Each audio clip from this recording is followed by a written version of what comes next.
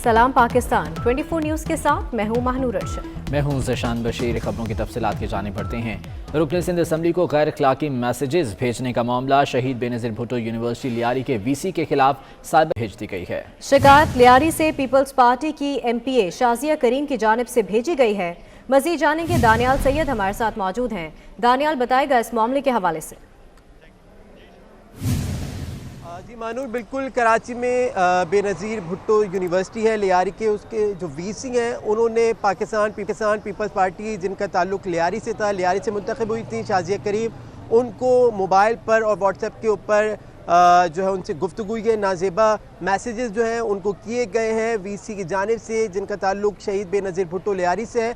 Pakistan peoples party की जो MP हैं शाजिया करीम, उन्होंने तहरीरी तौर पर FIA साइबर क्राइम को दरख्वास्त जमा करा दी है। FIA हुकाम का कहना है कि जो शाजिया करीम की जानिब से दरख्वास्त जमा कराई गई है, साथ ही साथ व्हाट्सएप के स्क्रीनशॉट जो हैं वो भी मुंसलिक किए गए हैं शाजिया करीम की जानिब से। इन तमाम जो ये महरिकात हैं इनका मुख्तलिफ ज़ावियों से तहकीकात की जा रही हैं। FIA साइबर क्राइम के जो आला हुक्काम हैं वो इसका जायज़ा ले रहे हैं। मज़ीद जो शवाहिद हैं वो सामने आने के बाद कानूनी जो तौर पर इनके ख़िलाफ़ कार्रवाई की जाएगी। जो शहीद बेनज़ीर भुट्टो लियारी के जो वीसी हैं जिनके ख़िलाफ़ दरख्वास्त पाकिस्तान पीपल्स पार्टी की MPA शाजिया करीम की जानिब से कराची FIA साइबर क्राइम को दर्ज कराई गई हैं। जी बहुत शुक्रिया दानियाल तफसीलात के लिए। पोर्ट कासिम पर फंसे बहरी जहाज़ों के हवाले से अहम पेशरफ्त हो गई है। बहरी जहाज़ MSC धुनीता के इंजन से तकनीकी खराबी दूर कर दी गई है। वफाकी वज़ीर अली ज़ैदी कहते हैं कि MSC धुनतिया की बर्थिंग शुरू हो गई है। मुआविन ख़ुसूसी बहरी उमूर महमूद मौलवी के मुताबिक दूसरे जहाज़ हाइपरस्पेरिटी को वेटिंग एरिया में लंगर अंदाज कर दिया गया है। मज़ीद जान लेते हैं, अशरफ खान हमारे साथ मौजूद हैं। अशरफ, बताएगा इस मामले में क्या पेशरफ्त हो रही है? पोर्ट कासिम पे आज मामला हुआ था। आज सुबह जो है 7 बजे के करीब जो 2 जहाज़ पहुंचे थे। जो एक कंटेनर वेसल था और दूसरा जो ऑयल टैंकर था वो वहां आउटर एंकरेज पे पहुंचा था, जिसके बाद जहाज़ के इंजन ने काम करना छोड़ दिया था और पोर्ट कासिम की टेक्निकल टीम जो है वो जहाज़ पे पहुंची है। और उसके बाद जो है वफाकी वज़ीर बहरी अमूर ने ये कन्फर्म किया कि जहाज़ की जो इंजन की खराबी वो दूर कर दी गई है और जहाज़ को जो है बर्थिंग के लिए लाया जा रहा है। 2 जहाज़ थे जिसमें से एक कंटेनर वेसल था और वो उसको तो लाया जा रहा है बर्थिंग के लिए, और दूसरा जो ऑयल टैंकर था वो अब वहाँ पे लंगर अंदाज है आउटर एंकरेज पे पोर्ट कासिम के। और जैसी ही उसकी बर्थिंग की जगह मिलेगी, क्योंकि दोनों जहाज़ अब क्लियर हो गए हैं और उसके इंजन की तकनीकी खराबी दूर कर दी गई है, उसके बाद वो बर्थिंग पे लाया जाएगा। यहाँ पे ये भी बताया गया है कि जो पोर्ट कासिम के जो चैनल है वो क्लियर है और साथ ही ये भी बताया है कि वहाँ पे जो पायलट्स हैं वो स्टैंड बाई पे हैं और दीगर जो अमूर हैं, तमाम जो बर्थ हैं पोर्ट कासिम के, उस पर काम जारी है। बहुत शुक्रिया अशरफ खान तफसीलात के लिए। कौमी असम्बली इजलास शुरू होते ही अरकान पार्लियामेंट के इजलास में अदम दिलचस्पी देखने को मिली। ऐवान में 342 के ऐवान में सिर्फ 41 अरकान ही इजलास में नजर आए। अपोजिशन के 32 और हुकूमत के सिर्फ 9 अरकान ऐवान में हाजिर थे। मज़ीद जानेंगे, उस्मान जावेद हमारे साथ मौजूद हैं। उस्मान, बताएगा। देखिए, आज भी अरकान कौमी असम्बली की जानिब से जो सेशन है उसमें अदम दिलचस्पी दिखाई दी गई है। 342 का ऐवान है, लेकिन जब आज सेशन शुरू हुआ कौमी असम्बली का तो सिर्फ 41 मेंबरान मौजूद थे, जिसमें से 32 अपोजिशन के और 9 हुकूमत के थे। और इसके साथ साथ कोरम की निशानदेही गुज़श्ता रोज़ भी पीपल्स पार्टी के आगा रफ़ीउल्लाह की जानिब से की गई थी और गुज़श्ता रोज़ 16 थे और आज 41 मेंबरान के साथ कौमी असम्बली का सेशन का आगाज़ हुआ। और उसके बाद मेंबरान कौमी असम्बली की तादाद में इजाफा देखने में आया और फिर 80 के करीब अरकान कौमी असम्बली जो है वो कौमी असम्बली के सेशन में आज मौजूद है। और कोरम की निशानदेही अभी तक किसी ने नहीं की, क्योंकि 46 अरकान का होना ज़रूरी है। अगर 46 अरकान से कम पार्लियामेंट में पार्लियामेंटेरियन मेंबर कौमी असम्बली हों तो कोरम की निशानदेही पर कोरम जो इजलास है वो मुलतवी करना पड़ता है। बहुत शुक्रिया उस्मान जावेद, आप हमें तफसीलन आगाह कर रहे थे। बराह रास्त आपको कौमी असम्बली लिए चलते हैं, जहाँ पर मुस्लिम लीग नून के रहनुमा ख्वाजा आसिफ इज़हार ख्याल कर रहे हैं। उनके वालिदैन ने शोर मचाया, जुलूस भी निकले, हमने भी असम्बली में। अल्टीमेटली वो सारे स्टूडेंट्स जो है पाकिस्तान जो है, ज़रा प्लीज़ ज़रा मेहरबानी फरमाएं।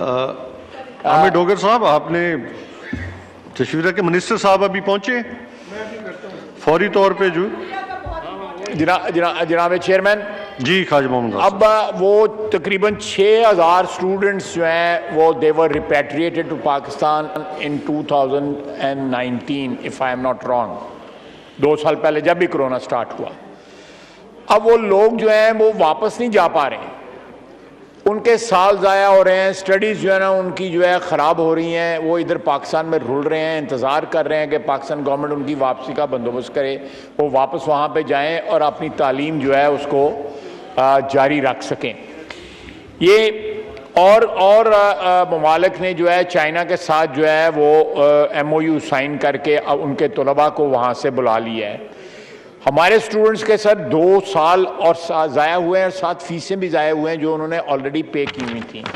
اب ان حالات میں مجھے نہیں اندازہ کہ کن کو میں یہ ہم کنسرن کمیٹی کو اسٹینڈنگ کمیٹی کو ریفر کر دیں جو ایشو آپ نے ریز کی, اگر آپ چاہتے ہیں سر یہ منسٹری جواب دے. سر یہ فارن افیئرز کی چونکہ منسٹری آپ نے جواب فوری طور پہ یہ مسئلہ اٹھایا تو میں سمجھتا ہوں اس کو ہم کنسرن جو ہے کمیٹی اسٹینڈنگ کمیٹی کو ریفر کر دیتے ہیں. تو کھو کھاتے میں پڑ جائے گا, آپ مہربانی کریں. نہیں, امیجیٹ اس کے اوپر اسٹینڈنگ کمیٹی جو ہے وہ اجلاس بلا کے اس مسئلے کو سالو کرے. سر یہ رولنگ دے دیتے ہم نے اس میں کالنگ اٹینشن دیا ہوا ہے, وہ اس کو ٹیک اپ کر لیں, منسٹری کا جواب بھی آ جائے گا اس کے اوپر جو ہے. کل ٹمارو کل کر لیں. تھینک یو جی. آئٹم نمبر 19 جی, آئٹم 1 منٹ جی.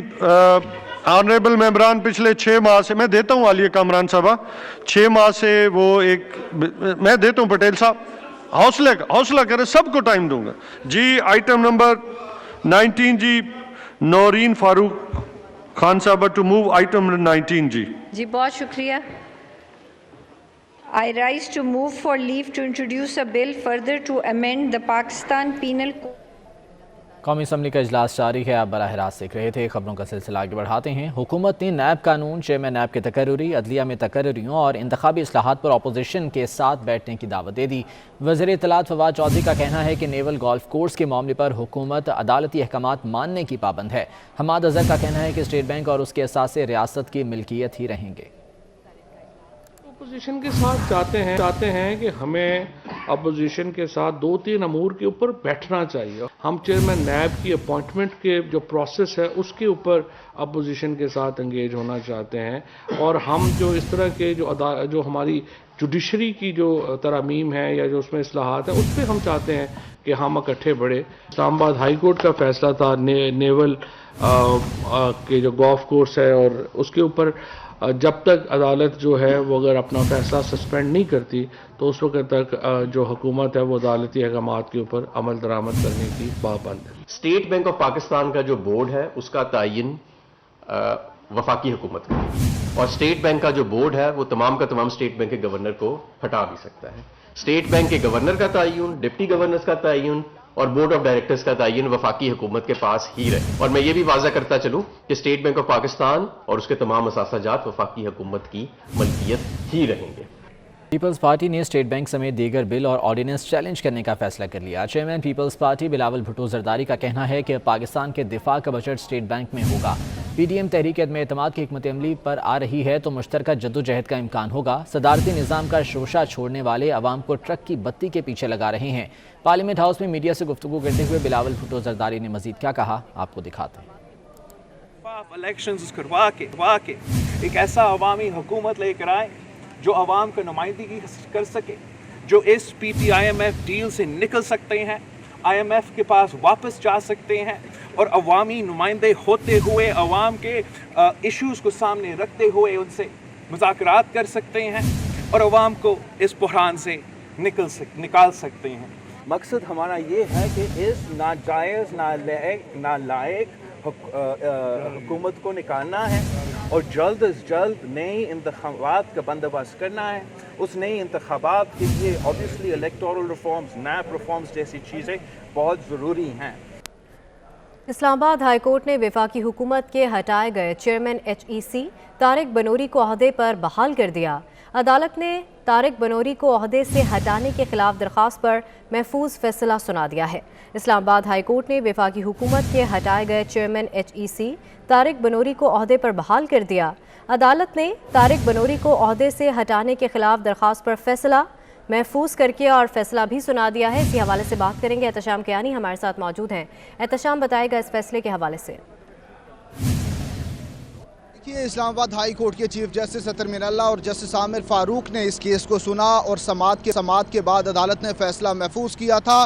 آج یہ فیصلہ سنایا گیا ہے اور وفاقی حکومت کے لیے یہ ایک بڑا دھچکا ہے کیونکہ وفاقی حکومت نے HEC آرڈیننس لایا تھا اور اس آرڈیننس کے تحت چیئرمین HEC کی عہدے کی مدت 4 سال سے کم کر کے 2 سال کر دی گئی تھی، جس کے بعد طارق بنوری کو ان کے عہدے سے ہٹانے کا نوٹیفیکیشن جاری کیا گیا تھا، جس کے خلاف اسلام آباد ہائی کورٹ میں ایک درخواست دائر کی گئی تھی اور اس درخواست پر سماعت ہوئی تھی. عدالت نے جو وفاق سے ایک وجہ مانگی تھی کہ چیئرمین HEC کی عہدے کی مدت کیوں کم کی گئی ہے، جس پر وفاق کی جانب سے کوئی مناسب جواب نہیں دیا جا سکا تھا، جس کے بعد اب عدالت نے یہ فیصلہ جاری کیا ہے اور عدالت نے طارق بنوری کو بطور HEC عہدے پر بحال کر دیا ہے. مسلم لیگ نون کے دور میں شاہد خاقان عباسی جب وزیر اعظم تھے تو تب انہوں نے مئی 2018 میں طارق بنوری کو چیئرمین HEC تعینات کیا تھا اور مارچ 2021 میں اس حکومت نے ایک آرڈیننس جاری کیا اور اس کے بعد طارق بنوری کو ان کے عہدے سے ہٹایا تھا. عدالت نے دلائل سنے. ایک اور درخواست بھی تھی جس میں آرڈیننس کو چیلنج کیا گیا تھا، لیکن چونکہ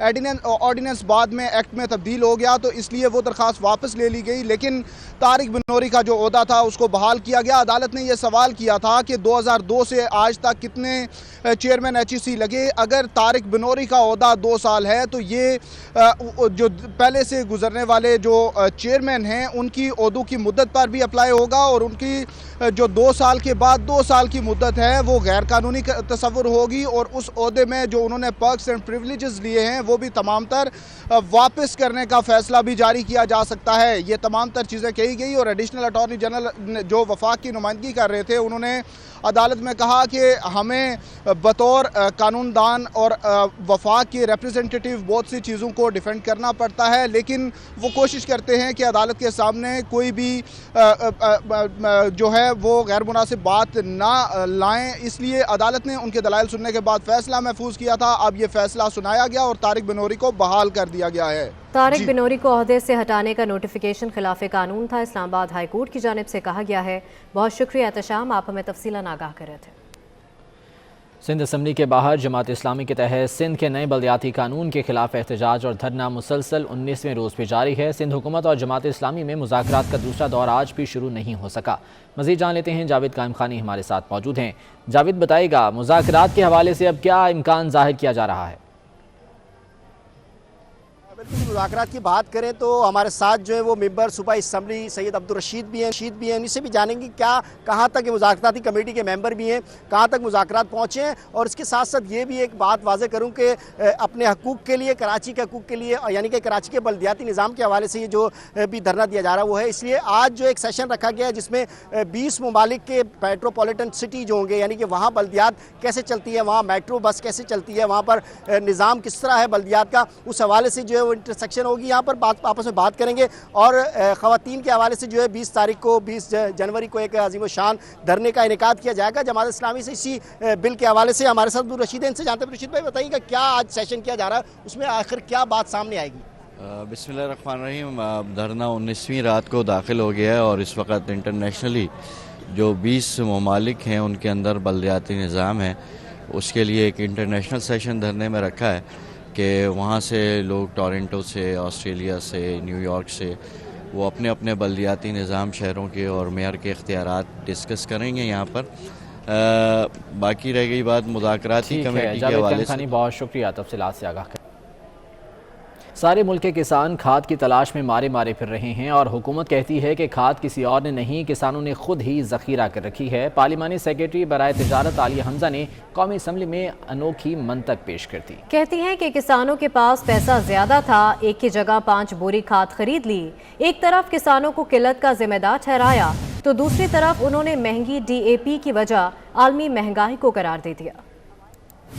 ایشو ہوتا نہیں، ایشو بن جاتا ہے. ہوا یہ ہے کہ کسان کے پاس پیسے زیادہ تھے، اس کو ہر چیز ملی. 1100 ارب روپے ہم ایگریکلچر اکانومی کے اندر ہم نے ڈالا ہے. ہم جو بار بار بات کرتے ہیں، 1 بوری لینی تھی 5 بوریاں لی گئیں، 1 بوری لینی تھی 5 بوریاں لی گئیں، 1 بوری لینی تھی 5 بوریاں لی گئیں. DAP پورے انٹرنیشنل مارکیٹ میں اس کی پرائس بڑی ہے، باہر سے منگوانا پڑتا ہے. इशू एक जानिब किसानों का और काश्तकारों को खाद बहरान का सामना है और उनका ये कहना है कि फसल मुतासर हो सकती है अगर बरवक्त खाद ना मिली। तो दूसरी जानिब ये अनोखी मंतक सामने आई आलिया हमजा की जानिब से। उनका ये कहना था कि किसानों के पास चूँकि पैसा ज़्यादा था इसलिए जहाँ एक बोरी ख़रीदनी थी वहाँ उन्होंने 5 बोरियाँ ख़रीद लीं। उन्होंने कहा कि किसी और ने नहीं बल्कि किसानों ने ही ये खाद ज़ख़ीरा कर रखी है। किसानों को ही उन्होंने खाद की किल्लत का ज़िम्मेदार ठहरा दिया। इसी बारे में बात करेंगे। चेयरमैन पाकिस्तान किसान इत्तेहाद चौधरी अनवर साहब हमारे साथ मौजूद हैं। बहुत शुक्रिया चौधरी अनवर साहब आपके वक्त का। ज़मींदारों और काश्तकारों को जिन मुश्किलात का सामना है खाद ना मिलने की वजह से वो तो हमारे सामने है, आए रोज़ एहतजाज भी होता है, लेकिन हुकूमती वज़रा हुकूमती मुशीर ये कहते हैं कि किसानों ने ही ये खाद अपने पास ज़ख़ीरा कर रखी है, उनके पास पैसा ज़्यादा था, एक की जगह 5 बोरियाँ ख़रीद ली उन्होंने। आप क्या कहते हैं? अब इससे बड़ा झूठ और क्या हो सकता है। मैं कहता हूँ कि ये जो MMA है इससे बड़ा झूठा आदमी पाकिस्तान क्या दुनिया में नहीं मिलेगा।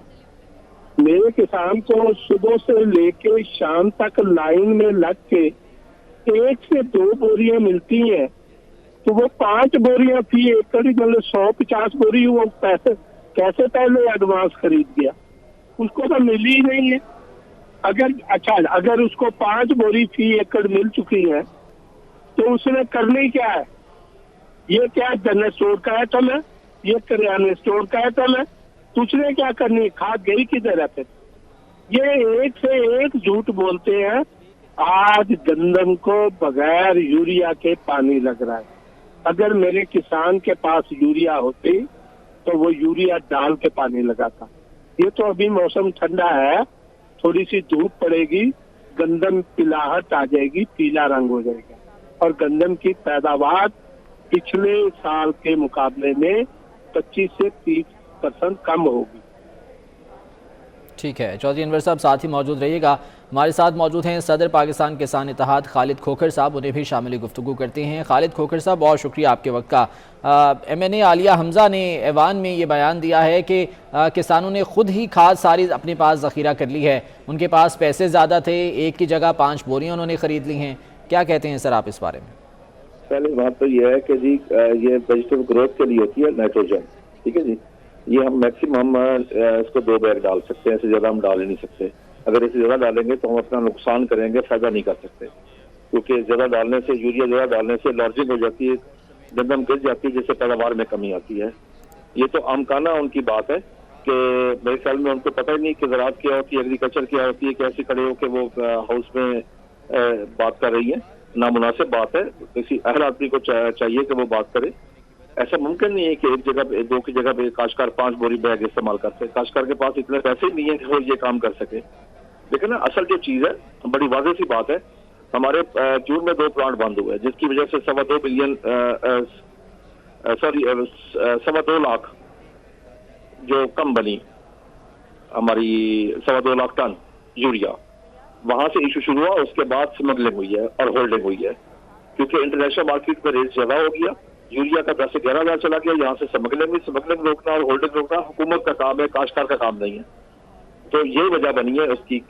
और मैं अब भी हुकूमत को कहता हूँ कि आइंदा प्लीज इन प्लांटों की गैस बंद न करें और स्मगलिंग को रोकें, वरना ये बहुत बड़ा इशू बन जाएगा। क्योंकि इस वक्त दुनिया में फूड सिक्योरिटी नंबर 1 इशू है और बॉर्डर सिक्योरिटी नंबर 2 पे चली गई है, क्योंकि इससे गंदम की पैदावार कम हो सकती है। गंदम की पैदावार की कमी की मेन वजह जो है ना, वो फास्फोरस का हमारा जो इस्तेमाल है, जो फिगर मैंने 17 से 20% हमने कम इस्तेमाल किया है, जिससे 5 से 10% पैदावार कम हो सकती है।